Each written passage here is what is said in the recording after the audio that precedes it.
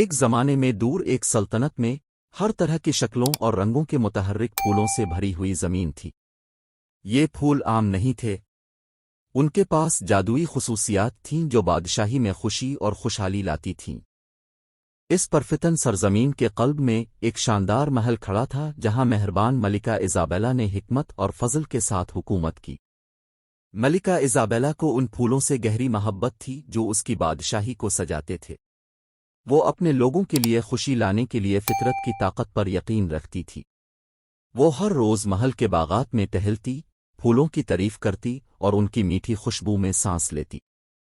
باغات ملکہ اور اس کی رعایا دونوں کے لیے ایک پناہ گاہ تھے، ایسی جگہ جہاں فطرت کے حسن میں مصیبتیں پگھلتی نظر آتی تھیں۔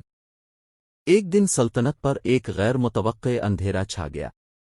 ملکی نامی ایک شریر جادوگر جو ملکہ کی خوشحالی اور باغات کو پسند کرتا تھا، اس نے زمین پر ابدی سردیوں کا جادو کیا۔ ایک زمانے کے متحرک پھول مرجھا گئے اور اس کے جادو کی برفیلی گرفت میں مر گئے، بادشاہی بنجر اور ویران ہو گئی۔ جیسے جیسے دن گزرتے گئے لوگوں میں مایوسی پھیلتی گئی۔ وہ پھولوں کی واپسی اور سورج کی تپش کے آرزو مند تھے۔ عزم سے بھری ملکہ ایزابیلا نے مایوسی کا شکار ہونے سے انکار کر دیا۔ وہ جانتی تھی کہ ملکی کی لعنت کو توڑنے کی کلید ان پھولوں کے اندر موجود ہے جو اس نے تباہ کر دیے تھے۔ غیر متزلزل حوصلے کے ساتھ ملکہ ایزابیلا نے امید کے افسانوی پھول کو تلاش کرنے کی جستجو کا آغاز کیا، ایک افسانوی کھلا جو اندھیرے کو دور کرنے اور زمین پر زندگی کو بحال کرنے کی طاقت رکھتا ہے۔ اپنے انتہائی قابل اعتماد مشیروں اور بہادر ناٹوں کے ساتھ اس نے پہاڑوں اور جنگلوں کے ذریعے سفر کیا، راستے میں بے شمار چیلنجوں کا سامنا کیا۔ آخر کار ایک طویل اور خطرناک سفر کے بعد ملکہ ایزابیلا نے ایک بھولی ہوئی وادی کے اندر گہرائی میں چھپے ہوئے امید کے پھول کو دریافت کیا۔ اس کی پنکھڑیاں ایک چمکدار روشنی سے چمک رہی تھیں جو بادشاہی کے لیے ایک نئی صبح کا وعدہ کرتی تھیں۔ کانپتے ہاتھوں سے ملکہ نے پھول کو نوچ کر اونچا رکھا، اس کا جادو اس کی رگوں میں دوڑ رہا تھا۔ اپنی سلطنت میں واپس آ کر ملکہ ایزابیلا نے وصیت کی ایک شدید جنگ میں ملکی کا سامنا کیا۔ امید کے پھول کی طاقت سے اس نے اس کے برفیلے جادو کو توڑ دیا، زمین سے اندھیرے کو ہمیشہ کے لیے ختم کر دیا۔